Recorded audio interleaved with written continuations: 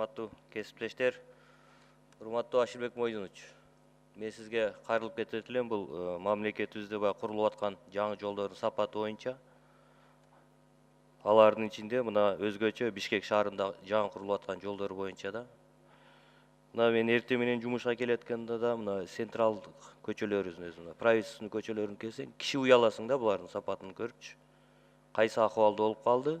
Андан сырткары мына жаңы былтыры курулуп аткан жолдордун сапатын көрсөңүз азыр баары бузулуп, суулары кетпей, техникалык абалдары да өтө начар да. Анын ичинде мен сизге өткөндө тапшырма бердим эле Бишкек асфальт сервис боюнча. Эч кандай мага жооп келбеди, Ашырбек Мойдунович.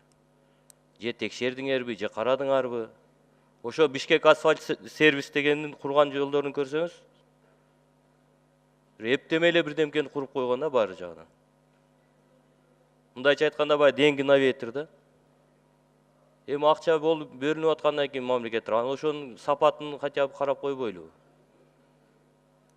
Мен сизге дагы бир жолу сурантып элем, Ашырбек Мойдунович. Тиешелүү мамлекеттик органдарга тапшырма бериңиздер.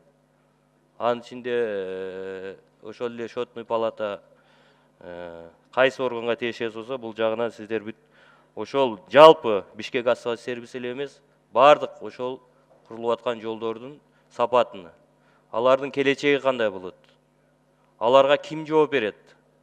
Мына карасаңыздар, азыр бузулуп, көпчүлүгү бузулду ошол жол. Ошол жолдордун жоопкерчилигин да карашыбыз керек да. Ошон үчүн мен сиздерге кайрыларым ошол. Андан сырткары мына эл аралык жолдорду да сапаты ушундай болуп атат. Көп жерде бузулуп. Бишкек Ош Исфана жолун алганда деле мына Ноухаттын подъемы деп коет, ошол жерде да өтө чоң жери бузулуп калды, Ашырбек Мойдунович. Бул жагынан катуу көзөмөлгө алсаңыздар.